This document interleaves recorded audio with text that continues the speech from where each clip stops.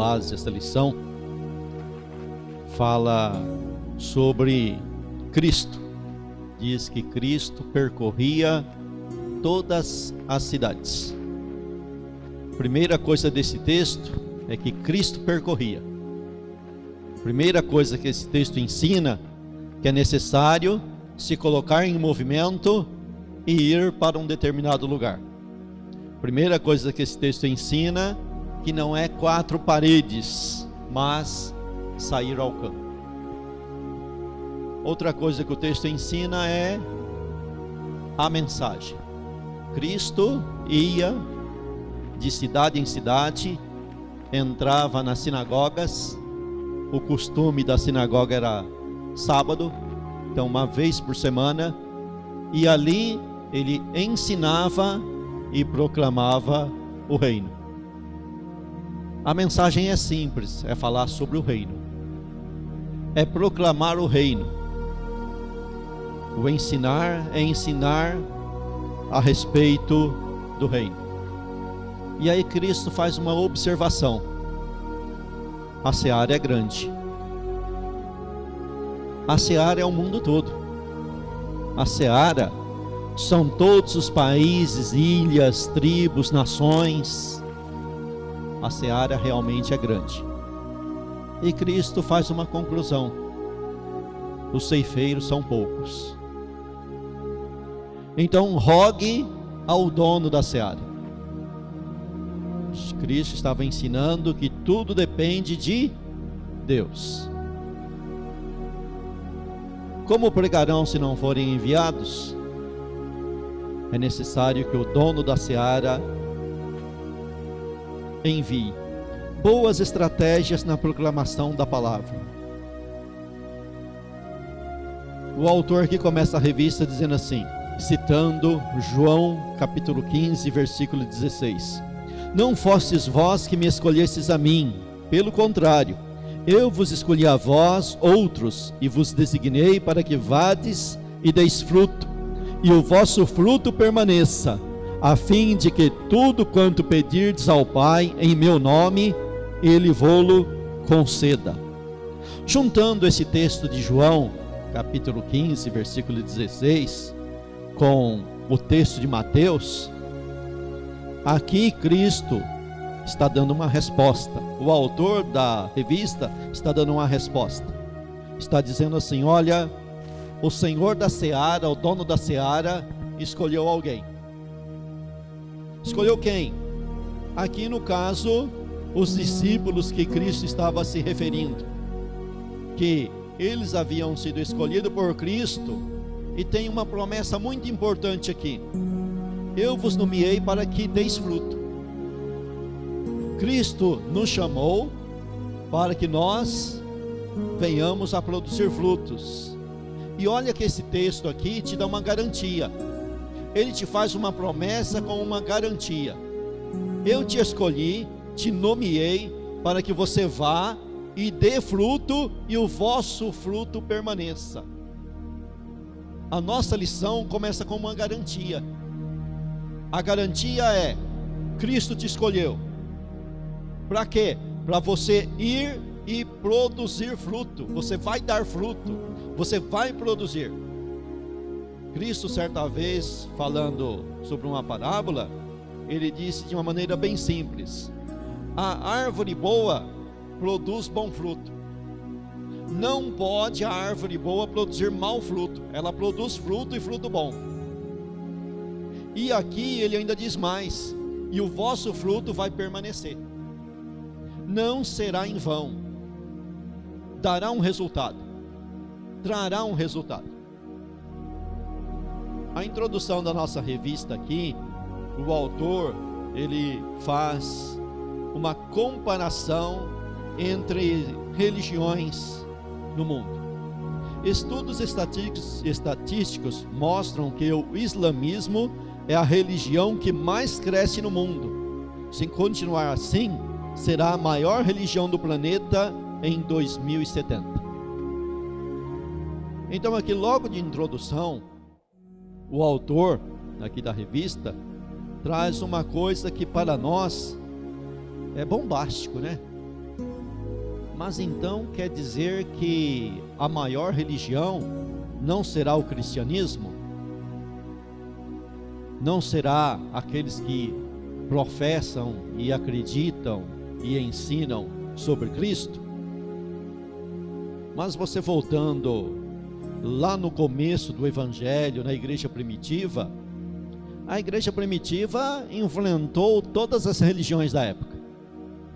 A igreja cristã, na realidade, nunca foi maioria, mas com toda a sua humildade, com toda a sua fragilidade, eles revolucionaram o mundo. O Evangelho revoluciona o mundo. Aí ele cita o islamismo, que cresce de maneira assustadora.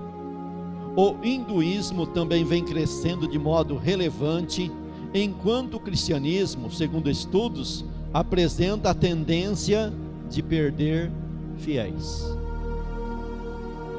Você olha assim, olhando para a nossa história local, como dá trabalho para juntar um grupo de cristãos, chegar a um número de 400, 500 membros, 600 membros, 1000. Leva anos, anos e anos. Às vezes você forma uma denominação e vai anos, anos, anos e não passa do 100, do 100 volta para o 90, de repente dá um ânimo, volta para o 100, de repente volta para o 50, né, Vino? E para formar um grupo é um trabalhão danado, mas para acabar com ele, da noite para o dia, aí a gente se lembra, né, daquelas profecias, né, irmã Cida? Vai passar na igreja um vendaval, Deus vai passar a peneira na igreja. Aí quando começa assim, você já coloca as barbas de molho, né? E vem aquele vendaval, e vem aquela luta, e aquele trabalho de 30 anos, aquele trabalho de 30 anos, hein, irmã Cida? 40 anos, hein? Tantas lágrimas choradas naquela congregação. Aí você olha assim e fala, nossa, mas foi tudo em vão. Bate um desânimo, né? Bate um desânimo. Mas a lição nos dá uma promessa com uma certeza: o vosso fruto vai permanecer. O seu fruto vai permanecer. Você foi nomeado para dar fruto, e o teu fruto vai permanecer. Isto leva-nos a refletir sobre a necessidade de que cada crente se envolva profundamente com a evangelização, usando métodos e estratégias eficazes para que haja um real crescimento no reino de Deus.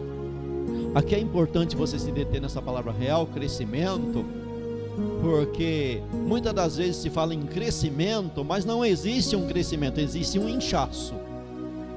É como diz aí um famoso pregador da televisão, que a igreja brasileira na realidade não cresceu, ela inchou. Ela não teve um crescimento, ela teve um inchaço.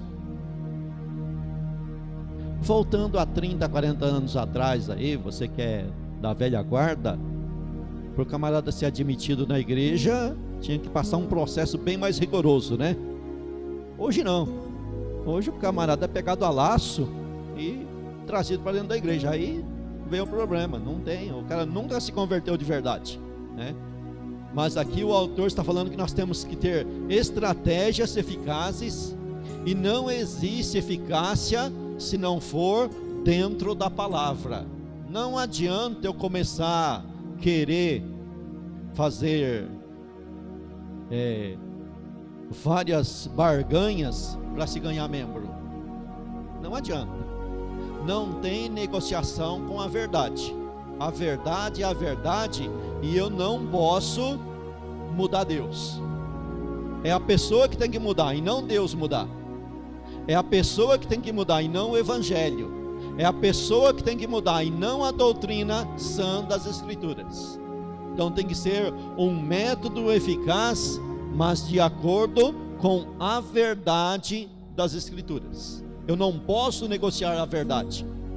Eu não posso para crescimento da minha denominação, fazer algo em detrimento da doutrina. Tem que ser algo simples, mas dentro dos padrões bíblicos. Tópico 1: um povo para testemunhar. Então, dentro dessa estratégia de evangelização, a estratégia começa com um povo. Aqui nós vamos voltar então na história bíblica do Velho Testamento, das doutrinas encontradas no Velho Testamento. Em ti serão benditas todas as famílias da terra. Gênesis 12:3. Isso foi o que o Senhor prometeu a Abraão ao chamá-lo. Um dos propósitos de Deus era, através de sua interferência na história de Israel, poder revelar-se à humanidade. Então Deus, Ele não quer ficar lá no oculto, escondido. Apesar dele ser um Deus de mistério, misterioso, como nós pentecostais gostamos muito desse termo, Deus de mistério, Deus misterioso. Mas esse Deus quer se tornar conhecido. E nessa revelação divina, o primeiro passo não é nosso, o primeiro passo é de Deus. Deus é que dá o primeiro passo.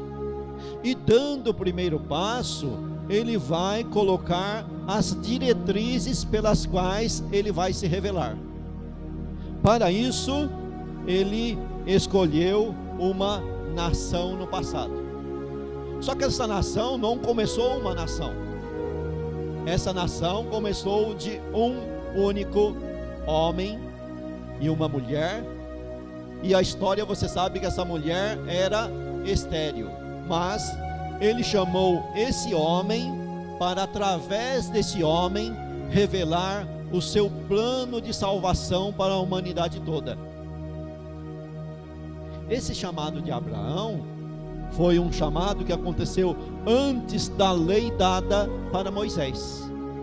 Por isso, quando você vai nos escritos de Paulo, Paulo fala assim: olha, a promessa é antes da lei. A promessa veio antes da lei.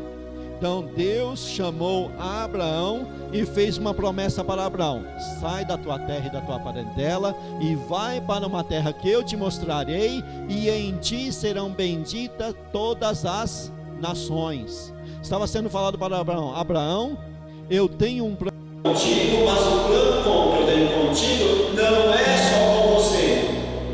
E não é somente com a nação que vai nascer de você. O meu plano vai além de você e dos seus filhos, netos e a descendência toda. O meu plano vai contigo alcançar todas as nações. Então, para que Deus escolhe Abraão? Deus escolhe Abraão para se revelar às nações. Israel e as nações. Deus revelou-se a Abraão e a toda a nação judaica com o objetivo de que Israel fosse um centro missionário para todo o mundo. Então, nesse pequeno gesto, embora falado assim de uma maneira um tanto que obscura, mas olhando de ponta a ponta, nós chegamos à compreensão que Deus escolheu o povo de Israel, a nação de Israel, para Israel ser um campo missionário. Para Israel, através de Israel, Deus se revelar ao mundo todo. E aqui o autor vai argumentar que Davi entendeu esse propósito e disse: anunciai entre as nações a sua glória, entre todos os povos as suas maravilhas. Salmos de número 96, versículo de número 3. Então, no passado, muitos profetas, salmistas, homens de Deus, tiveram uma luz, uma revelação, e compreenderam e entenderam isso. E até ordenaram, como Davi está profetizando aqui: outros profetas. Os profetas tiveram essa mesma visão dos propósitos divinos. Isaías 42, 12. Os salmistas, por sua vez, falaram da necessidade de proclamar a glória do Senhor entre as nações, e de que as nações louvassem ao Senhor. Israel foi formado para testemunhar do poder e dos feitos do Senhor na história. Quando você começa a estudar o Velho Testamento, você vê o que Deus fez com o povo de Israel. Você passa lá pelo Velho Testamento e vê ali quando Deus chamou o povo de Israel para sair do Egito e fez aqueles vários sinais, 10 pragas, passaram pelo Mar Vermelho e foi por aí afora. Quando o povo de Israel chega do outro lado, o que estava acontecendo com as nações? As nações estavam todas tremendo. O texto fala que as nações estavam tremendo porque eles ouviram a notícia de que o que tinha acontecido aos egípcios. Ou seja, todos os sinais que Deus preparou, que Deus fez, foi para que o nome de Deus fosse conhecido em todo aquele mundo antigo. E Israel aí o que deveria fazer? Somente manter essa fama. Veja que o negócio é fácil, não é difícil. Deus entra com a parte difícil e coloca o povo para fazer a parte fácil. Qual que era a parte fácil? Manter aquela fama. O povo em volta, as nações em volta já estava tremendo. Era só eles entrarem no campo da obediência, do crer, da fé, do respeito, do temor a Deus, e aí iria manter aquela fama do nome de Deus, porque o nome de Deus já estava proclamado entre todos os povos, somente pelos feitos que havia acontecido lá no Egito. Mas vamos continuar aqui e você vai compreender aonde a lição quer chegar. Os judeus, contudo, supervalorizaram seu sistema religioso e sacrificial e não desempenharam seu papel missionário. Aqui agora entra o que você vai falar assim: a derrota do povo de Israel. Deus fez tudo perfeito, mas o povo de Israel falhou, e falhou mesmo. Aqui você vai ver que o povo de Israel falha. Israel fechou-se em si mesmo e criou uma grande barreira com os povos gentios. Tornou-se difícil a aproximação entre judeus e gentios. Isso foi um sério impedimento para a proclamação da glória do Senhor entre as nações. Veja, por exemplo, as dificuldades de Jonas para ir pregar a mensagem de arrependimento em Nínive. Agora, nós chegamos aqui à conclusão que o povo de Israel falhou 100%, mas Deus não. O povo falha, mas Deus não falha. O povo quebra o concerto, quebra o mandamento, quebra a aliança, mas Deus não quebra. E no decorrer da lição você vai ver que Deus não quebra. O povo erra, mas Deus acerta. O povo volta atrás, mas Deus não volta atrás. O povo não faz, mas Deus faz. O povo de Israel falha, mas Deus não falha. O interessante aqui que eu quero me deter um pouco aqui, né, que os judeus supervalorizaram seu sistema religioso e sacrificial. Será que, pastor Pedrosa, a mensagem da eleição faz mal para nós? Será que a doutrina da eleição faz mal para a gente? Não faz mal não, né? De jeito nenhum, né? Será que a doutrina da eleição deixa a gente preguiçoso, autoconfiante, né? Porque se você for olhar a doutrina da eleição, ela começa com o povo de Israel. Israel foi eleito. E aqui o autor está falando aqui que o povo supervalorizou e errou com essa doutrina da eleição. Eles se isolaram, falaram, olha, é eu e acabou. Interpretou a doutrina da eleição de maneira errada, fez uma interpretação equivocada, aquela interpretação, uma vez que eu fui eleito, então eu posso fazer o que eu bem quero, Deus é obrigado a me abençoar porque Ele me elegeu.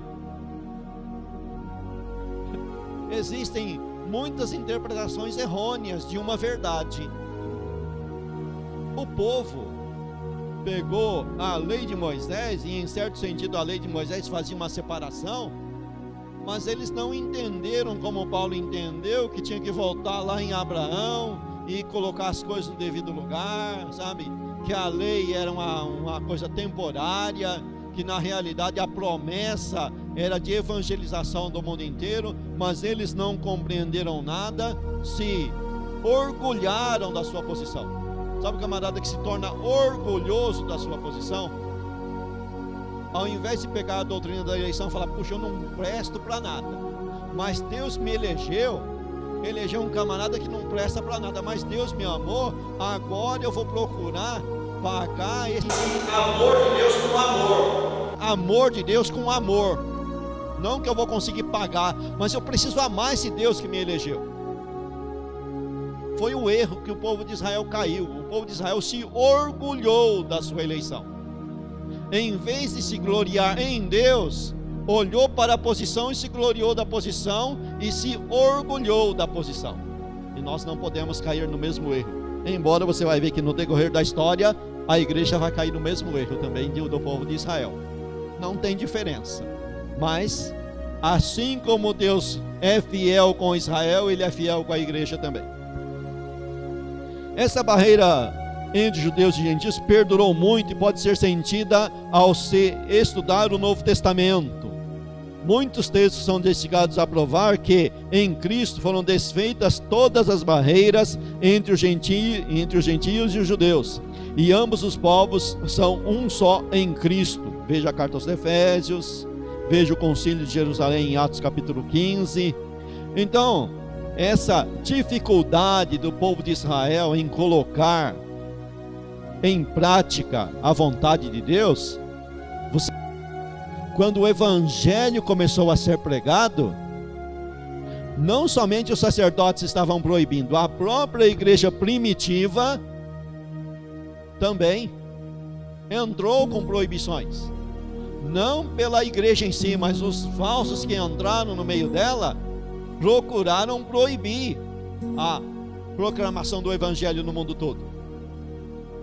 Os próprios apóstolos escolhidos por Cristo estavam presos dentro dessa ideia que era só para o povo de Israel. Eles mesmos estavam presos nisso. E foi com muita dificuldade que essa barreira foi quebrada. Você vê lá a história de Pedro para ele ir pregar para Cornélio. Precisou um anjo vir falar com ele, precisou Deus falar com ele, e Deus mostrar para ele que ele tinha que ir lá, porque na realidade eles estavam fechados. E depois você pega a história, depois disso, os apóstolos ali continuaram com um certo receio de pregar no mundo gentio. Por quê? Porque se agarraram num ritual e não queriam mudar esse ritual. Tópico B: o papel da igreja.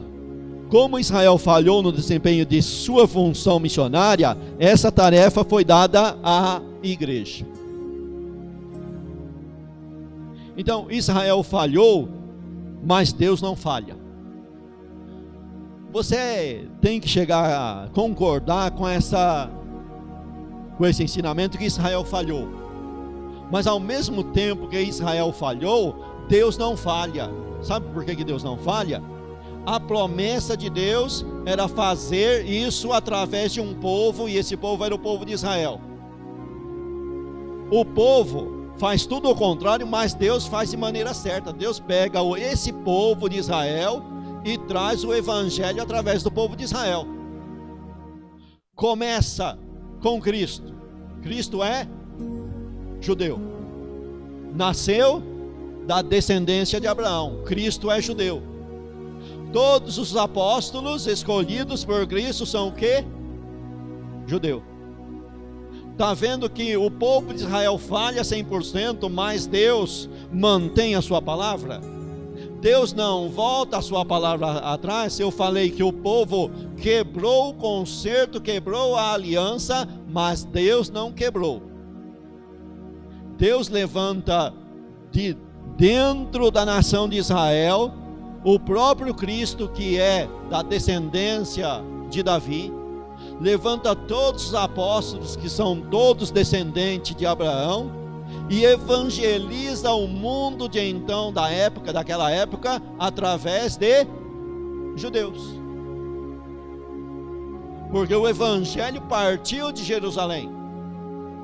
O pontapé inicial do evangelho foi de Jerusalém. Então Deus escolhe uma nação para glorificar o seu nome nessa nação. Embora essa nação não coopere, mas Deus faz. Aí vem aquele tapa na cara. Sabe aquele tapa na cara que Deus falou através de Ezequiel? Olha, eu faço não por causa de vocês, mas por amor ao meu nome. Isso é duro, hein? Isso mexe lá no ego do camarada. Sabe por que a minha palavra vai se cumprir no meio de vocês? Não é por causa de vocês, é por amor ao meu nome. Aí nós somos obrigados a repetir aquela oração, né? Não a nós, Senhor, não a nós, mas ao seu nome da glória. Porque se for a nós, nada feito, tudo acabado, mas é por amor ao nome da glória dele. Então, por amor ao nome dele, ele faz. E aí, o velho homem tem que colocar a violinha no saco, ficar bem quietinho, bem caladinho, porque se Deus faz, é porque ele é fiel, e não porque nós fomos fiéis. Então, o papel da igreja agora é estar no lugar do povo de Israel. Mas essa igreja, ela não é constituída somente de gentios. Ela é uma igreja mesclada entre gentios e judeus. O começo foi começo com judeus. Depois, quando eles saem evangelizar, tem judeus e gentios. A igreja primitiva lá do Velho Testamento, mesmo as espalhadas entre as nações, sempre tinha judeu no meio. Não existia no começo uma igreja 100% de gentios. Depois, mais na frente vai ter, mas logo no começo era mesclado. E até hoje a igreja é constituída de judeus e gentios. Porque até hoje, embora em número pequeno, mas sempre tem judeu convertido ao cristianismo. Por quê? Porque Deus não rejeita o seu povo. Deus não rejeita, embora o povo dele vire as costas para ele, mas Deus não rejeita o seu povo. Mas são todos que são salvos? Não. Existe um número da eleição da graça. Não é a nação inteira, mas dentro da igreja é incluído judeus também. Judeus também são incluídos. Agora, eu não vou querer aqui agora também defender judaísmo no nosso meio. Não. Está bem explícito ali em Atos capítulo 15 que os rituais não devem ser trazidos para o seio da igreja aonde tem gentio. Esse negócio de judaizar a igreja não é correto. Foi estabelecido ali no capítulo 15 de Atos dos Apóstolos, que se tem certos costumes e rituais que se fazia na igreja em Jerusalém, ficava lá. No entanto, não seria trazido para o seio da igreja em outros países.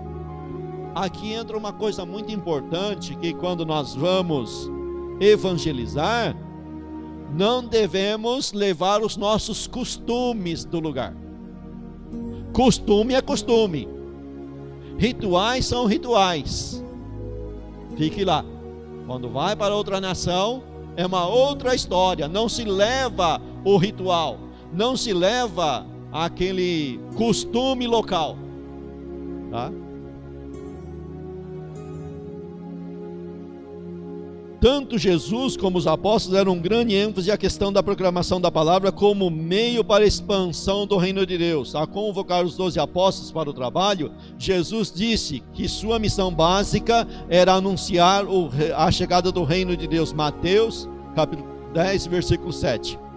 Em outra ocasião, Jesus chamou 70 discípulos e ordenou-lhes que de 2 em 2 fossem às cidades e vilas, anunciando a chegada do reino. Após ter ressuscitado, Jesus retomou a questão da proclamação da sua mensagem, ordenando a seus discípulos que anunciassem por todo o mundo sua palavra. Mateus capítulo 28, versículo 18 ao 20. Pedro lembra seus leitores de sua responsabilidade na pregação do Evangelho. A igreja, o novo povo de Deus, é o agente responsável pelo anúncio da glória do Senhor entre os povos. Somos chamados para testemunhar o nome e o poder do Senhor às nações. Então, nesse subtópico B aqui, o que o autor está fazendo e o que nós devemos concordar? Que a igreja agora está no lugar do povo de Israel. Se o povo de Israel foi formado para testemunhar das grandezas de Deus e ser um centro missionário e fazer missões pelo mundo todo, tornar o nome de Deus conhecido no mundo todo, a igreja também tem a mesma função. Na realidade, a igreja tem duas funções. A igreja tem a função de, quando se reúne em 4 paredes, louvar a Deus, e quando sai das 4 paredes, testemunhar de Deus. E aqui o autor deixa bem claro que o meio que a igreja vai fazer isso é a proclamação da palavra, é o anúncio da palavra, é você falar a palavra, é você falar de Cristo, falar de Cristo. Tópico 2: o campo é o mundo. Ao chamar os apóstolos e dar-lhes a tarefa da proclamação da chegada do reino de Deus, Jesus ordenou-lhes que se restringissem a pregar aos filhos de Israel, logo no começo, né? Seu plano era que primeiro os judeus ouvissem, para que em seguida a mensagem fosse levada também aos gentios. Então, aqui voltando na história, na igreja primitiva, a igreja proclamava o quê? A palavra. E como que eles proclamavam? Logo no começo, primeiro, eles iam em uma sinagoga. Em primeiro, o evangelho era anunciado para o judeu. Jesus, quando escolheu os 12 e os 70, deu essa ordem: olha, vocês vão, não entrem em cidade de samaritano, não entre em caminho de gentios, ou seja, não proclame a palavra nem para samaritano e nem para gentio. Ide antes as ovelhas perdidas de Israel.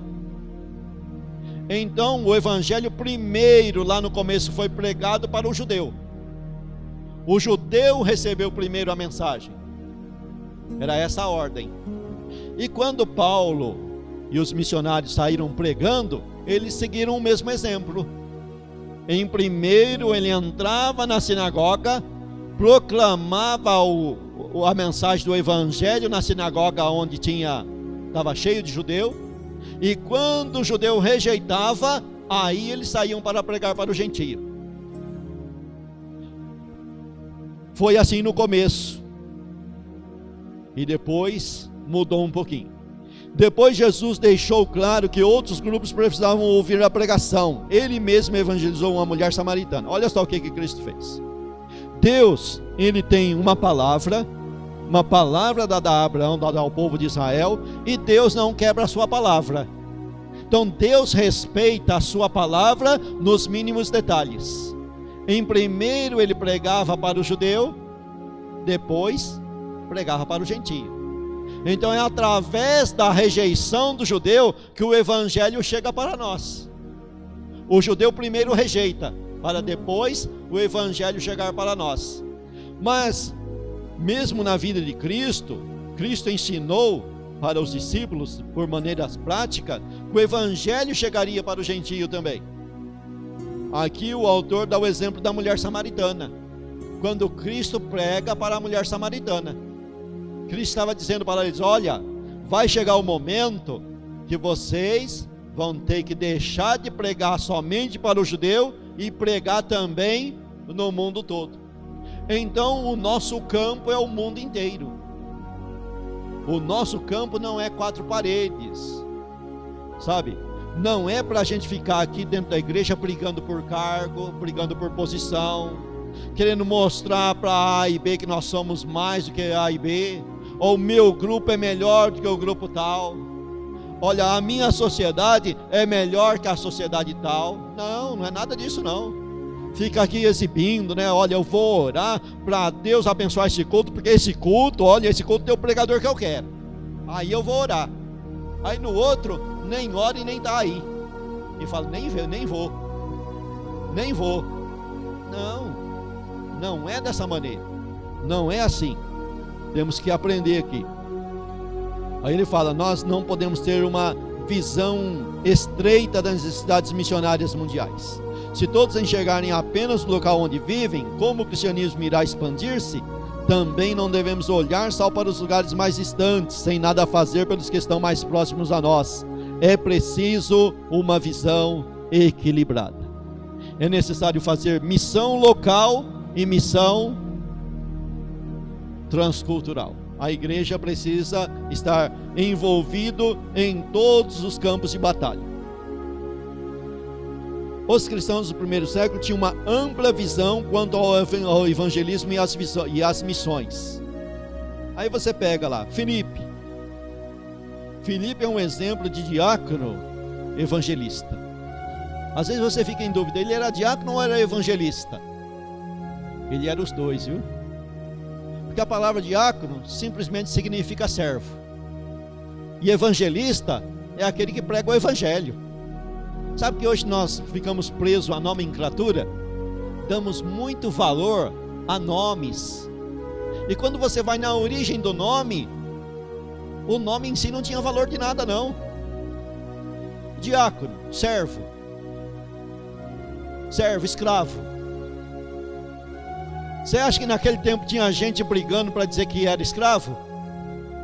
Não. Mas com o tempo a gente muda o sentido da palavra e ficamos brigando pela palavra. E aí quando você vai ver o sentido da palavra, meu Deus, eu estava brigando por causa disso. Pô, então eu quero brigar mesmo, para ser escravo, se você é, para ser servo. Ninguém quer brigar, mas deveria brigar mesmo. Para ser escravo, para ser servo, né? Para servir. Aí você olha e fala, evangelista. Hoje já perdeu um pouco, né? A pessoa não quer mais ser, né? A pessoa quer ser bispo, quer ser, né? Apóstolo, né? Aí você vai olhar o nome de apóstolo, significado enviado com uma mensagem. Então qualquer um podia ser apóstolo, não era? Olhando tecnicamente assim, ninguém brigava. Aí você olha para Paulo e Paulo fala, olha, eu tenho para mim que nós apóstolos fomos colocados em último lugar, porque até o momento não temos onde dormir, não temos pousada certa, tem dia que tem o que comer, tem dia que não. Aí os camaradas estão aí brigando para ser apóstolo, né? Deram um status para a palavra apóstolo, que misericórdia, né? Então Filipe era um que entendeu e compreendeu e estava fazendo. Filipe já mudou um pouco a história. Filipe já estava pregando para samaritano, Filipe já estava pregando para outros, né? Filipe já foi pregar para um gentio lá que o anjo mandou ele e ele foi, não questionou com ninguém e foi lá pregar. Filipe já estava fazendo o negócio um pouquinho diferente dos primeiros antes dele. Crentes perseguidos de Jerusalém iam por toda parte anunciando a palavra. Atos 8:4. O interessante é que alguém fala assim, né? Que a igreja de Jerusalém estava fechada em quatro paredes Tudo muito bonito, Pedro curando, a sombra de Pedro curando e fazendo vários sinais e maravilhas. Mas estava todo mundo ali fechadinho, todo um grupinho ali. De repente, então Deus manda uma perseguição. Perseguição não é motivo para dizer que vai parar de pregar a palavra, bem pelo contrário. Perseguição é motivo para pregar ainda mais a palavra. E aqueles camaradas que estavam todos ali, bem sossegadinho, tiveram que perna para que te quero, mas aonde ia, eles pregavam a palavra. Pedro pregou com fervor em Samaria, olha só, em Atos 9, 32, depois no Atos capítulo 10. No capítulo 10 ali, Pedro mesmo chegou na casa de Cornélio e falou: olha, Cornélio, a nós judeu não é lícito entrar e comer com um gentio, não é lícito. Nós temos uma tradição e na nossa tradição não é permitido um varão judeu entrar na casa de um gentio e comer pão com ele. Ou seja, isso significa que nós não podemos ter comunhão com gentio. É a tradição. E a gente não se enche de tradição também? Meu Deus, eu vou conversar com esse camarada aqui nessa esquina, vai passar um crente da minha igreja e vai me prejudicar lá na congregação. Vai me ver conversando com esse camarada aqui e vai me prejudicar. A gente se enche de tradição. A gente se enche de uso e costume. A gente pega uso e costume e tudo bem, pai, faz, tá certo, tá bom, mas coloca no lugar da palavra de Deus. E tornamos uma regra. E colocamos como regra a nossa tradição, porque se não seguir aquela regra lá, não vai entrar no céu. Colocamos uso e costume como regra para ir para o céu. E se o camarada lá não entrar nesse mesmo uso e costume, não tem lugar na minha sociedade. Tudo isso, os primeiros missionários tiveram que quebrar. Porque quando o missionário sai e chega num lugar, num outro país aí, o costume é outro, rapaz. A vida é outra. A história é outra. Agora também não pode pegar o costume de lá e trazer para cá.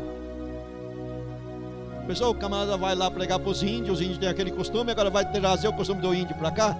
Também não dá. Também não tem como, não dá, não pode. Cada povo com o seu costume. Muitas das vezes se muda um costume de uma nação, mas leva muitos anos para mudar aquele costume, viu? Se leva anos. É como dizia o pastor Pedrosa, né? O mapa mental da pessoa, né? A pessoa tem aquele mapa mental. Está enraizado aquela cultura lá. Não adianta ela querer chegar lá logo de cara e quebrar a bengala do padre Cícero, né? Não funciona. Está dentro do mapa mental das pessoas. Você não pode chegar lá quebrando a bengala do camarada. Você tem que tirar o ídolo do coração da pessoa, para depois aí a pessoa vai jogar o ídolo fora, e não você chegar impondo, né?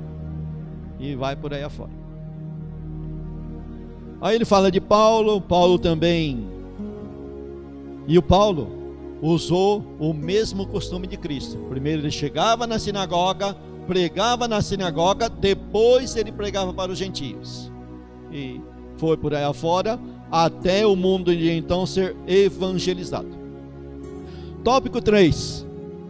Como e o que pregar? Você sabe que precisa pregar e que o campo de atuação da igreja é bastante vasto. Então nós chegamos à conclusão que nós precisamos pregar. E o campo é imenso.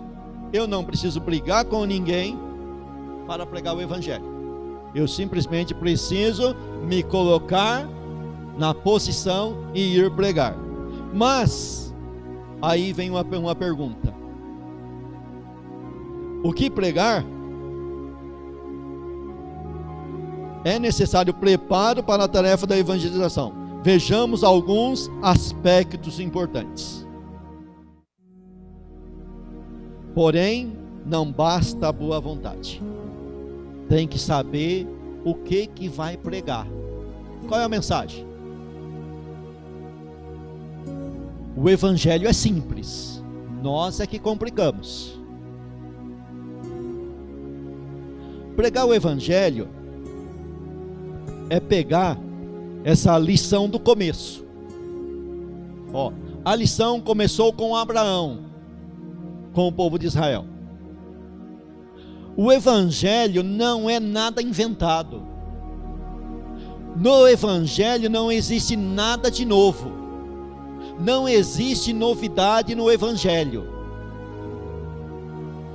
Embora o evangelho significa boas novas, mas essas boas novas não é de uma notícia fresquinha inventada, de uma novidade no sentido de causar curiosidade. A palavra evangelho, quando você olha para o sentido dela de boas novas, é te dar uma notícia que te leve a uma alegria. A notícia boa do evangelho: olha, os teus pecados estão perdoados através do sacrifício de Cristo. Isso é uma boa notícia. Uma notícia ruim: Velho Testamento, lei de Moisés. Você tem que fazer a lei de Moisés, cumprir a lei de Moisés 100%. Se você não cumprir, você não tem direito de entrar no céu. Presta bem atenção. A lei de Moisés, ela é meritória. Na lei de Moisés, você vai alcançar a salvação através de méritos. Ela fala assim: olha, faça tudo isso e você terá direito na vida. Só que ela é meritória e ela é exigente no 100%. Agora, se você deixar de fazer um só, ela vai dar o que você merece, porque ela é meritória. No final, na lei de Moisés, sabe o que você merece? Pena de morte. Sabe por que você merece pena de morte? Porque você não fez ela 100%. Porque o homem não tem condições de fazer ela 100%. Agora, por que o evangelho é uma boa notícia? Porque o evangelho fala assim: olha, acredite em Cristo e você terá direito na vida eterna. A lei fala, a lei manda, faça e você terá. Conquiste por méritos. O evangelho fala, acredite e você terá. Você reconhece que não tem condições nenhuma e pega de graça da mão de Cristo. Enquanto que a lei fala, você só vai ter direito se você fizer. E você tem uma coisa, você tem que fazer 100%. E tem outra, hein? Só o fato de não ter nascido dentro da nação de Israel já está fora. Já está fora. Só o fato de não ter nascido na nação de Israel já está fora pela lei, porque a lei foi dada para Israel. Mas o evangelho não. O evangelho é dado de maneira gratuita, por isso o evangelho é uma boa notícia. Mas você precisa falar desse evangelho. Mas como que você vai falar desse evangelho? Abra aí em Atos dos Apóstolos, no capítulo 2. Vamos terminar a lição com Atos dos Apóstolos, capítulo 2.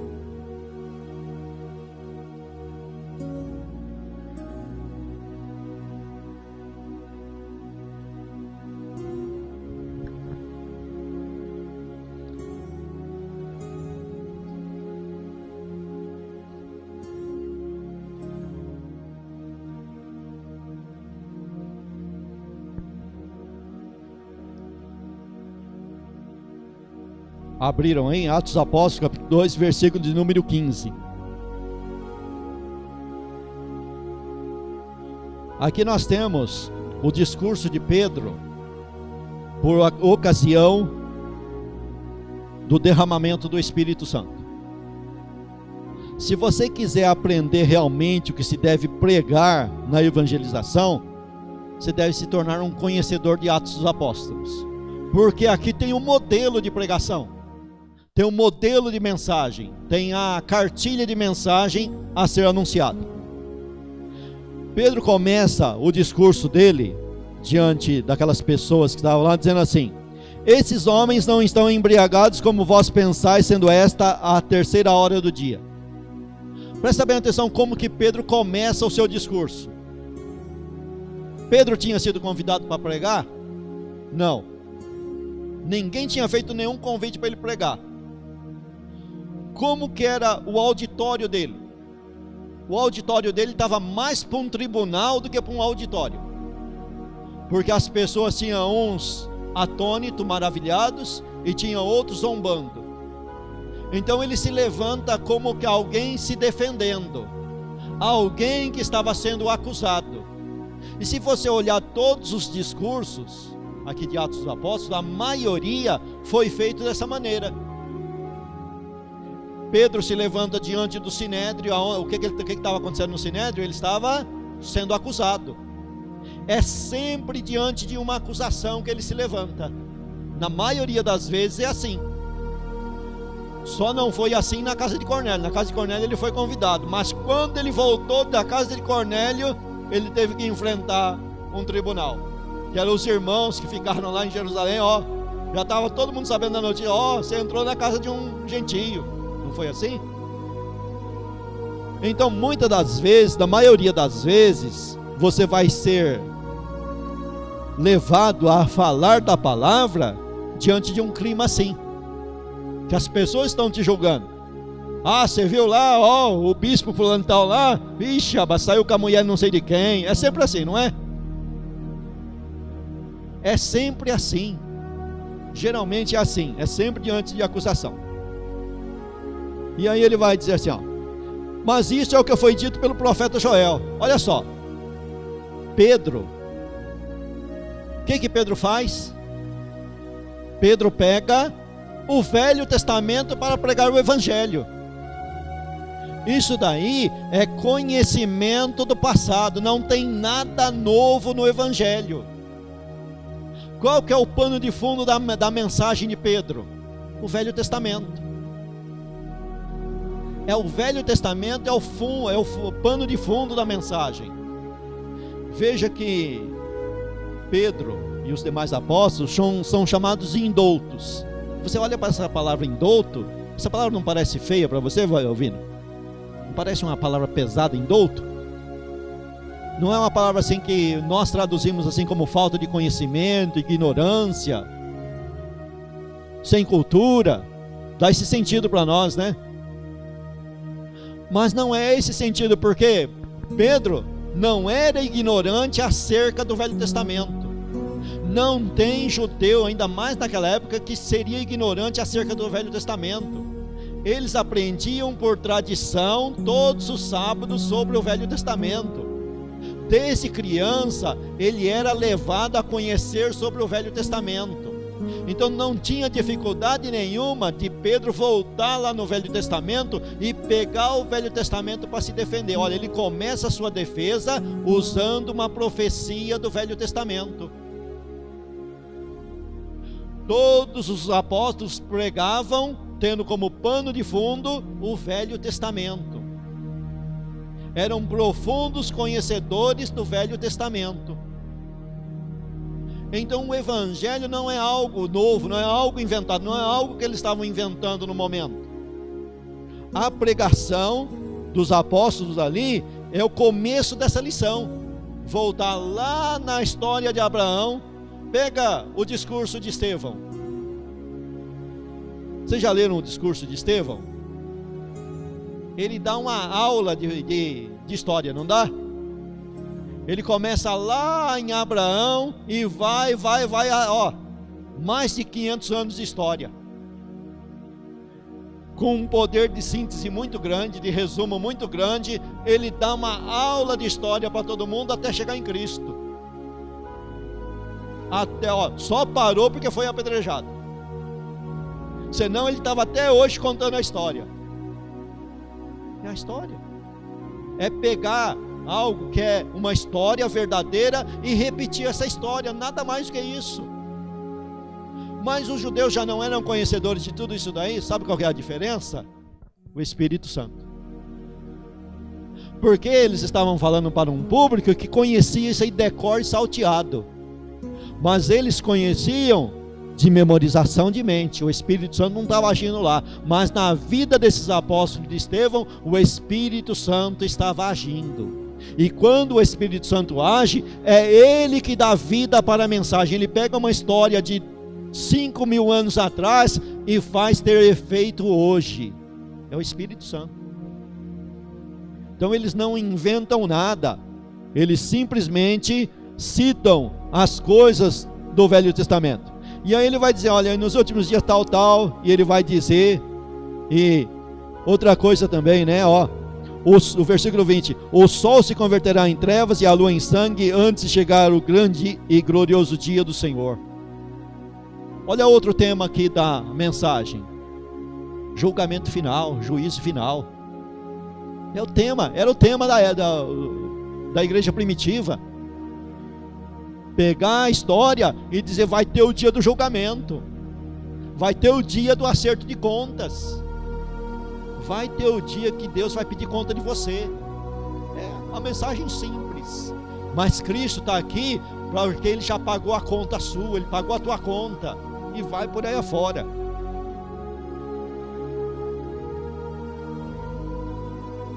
E ele diz assim, varões israelitas, se escutarem essas palavras, a Jesus Nazareno, varão aprovado por Deus entre vós com maravilhas, prodígios e sinais que Deus por ele fez no meio de vós, como vós mesmos bem sabeis. Está vendo aqui que Pedro não estava falando nada desconhecido?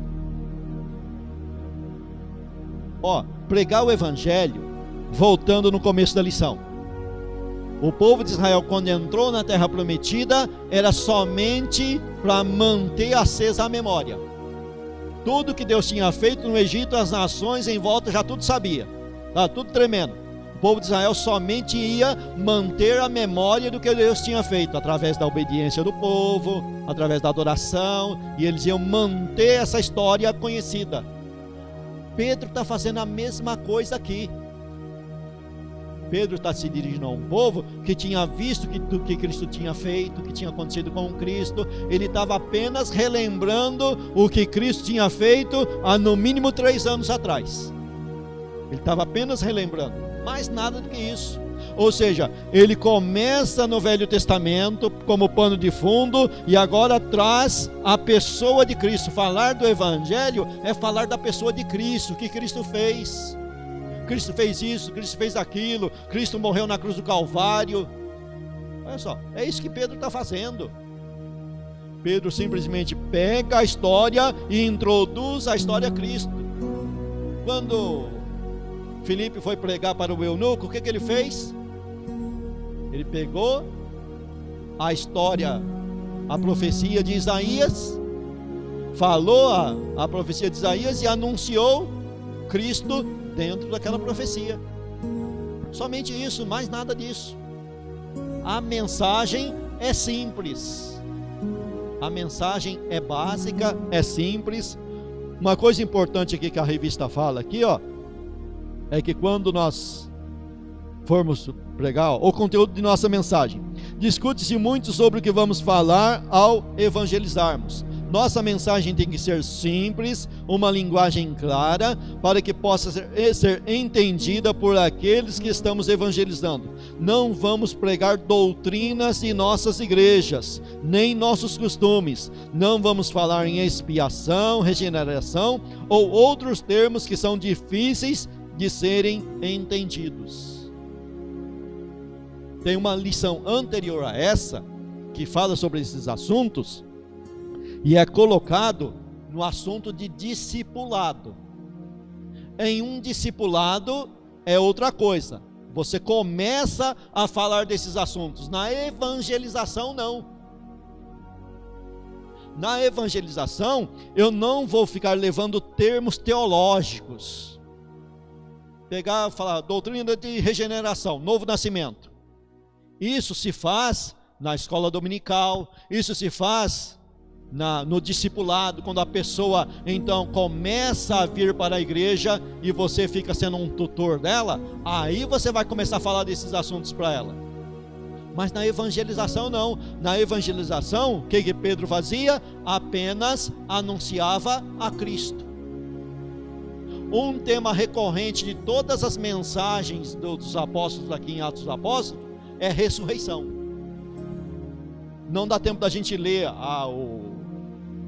o discurso todo de Pedro, mas você começa a pesquisar os discursos deles. Em todos os discursos deles tinha a citação da ressurreição de Cristo. Era um tema recorrente da evangelização, ressurreição dos mortos.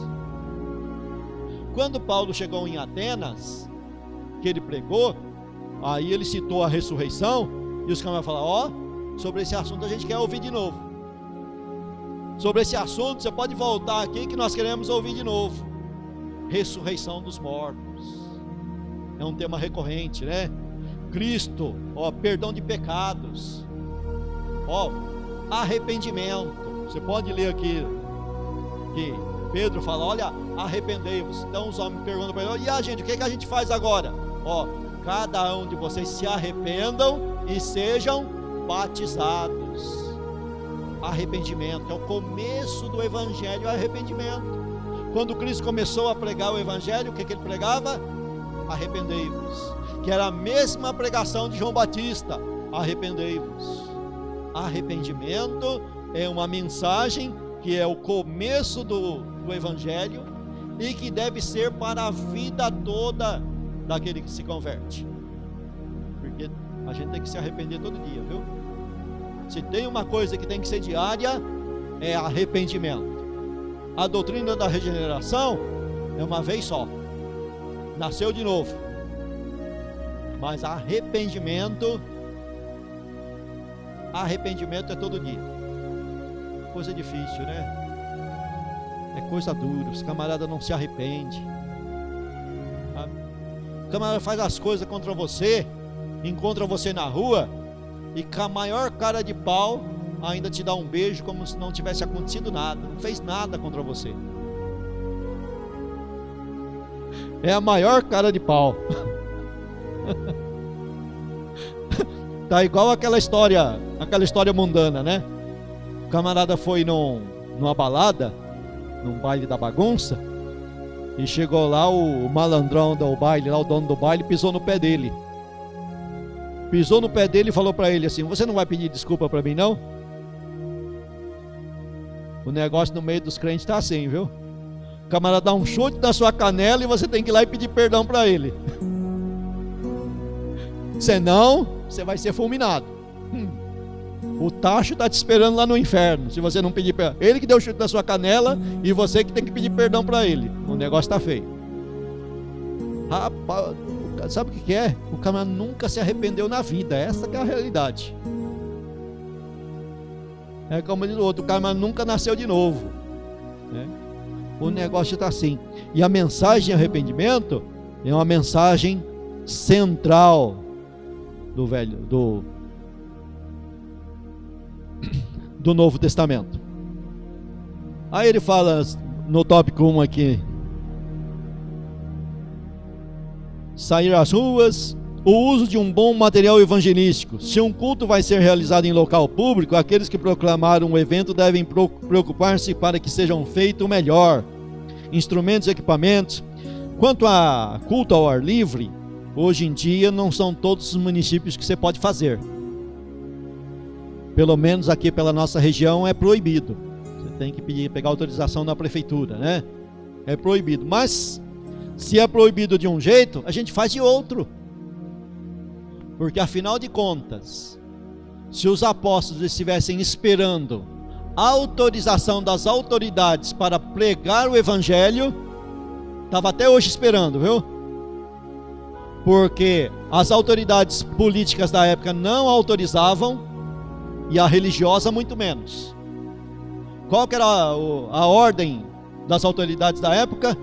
Chamaram Pedro lá: Pedro, a gente já não deu ordem para você parar de falar disso, desse nome aí?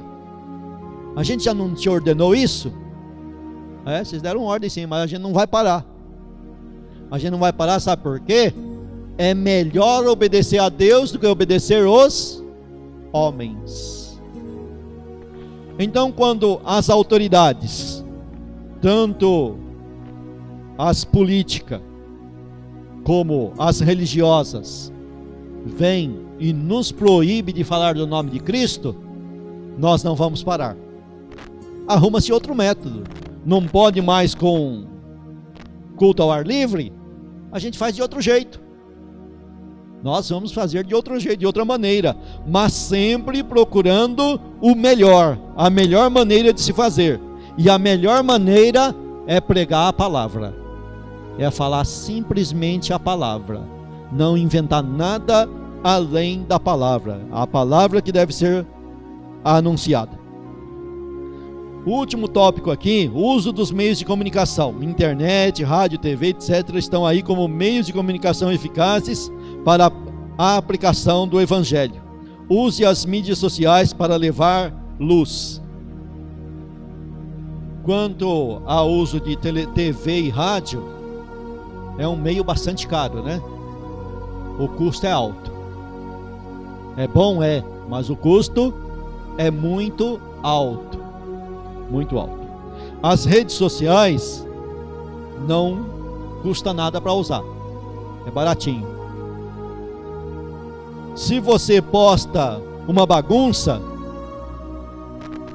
tem bastante visualização. Se você posta a palavra, bem pouquinho, né? Mas não faz mal não. Vamos usar todos os meios, todos os métodos para estar pregando a palavra. Que Deus nos ajude nessa empreitada de pregar a palavra. Amém?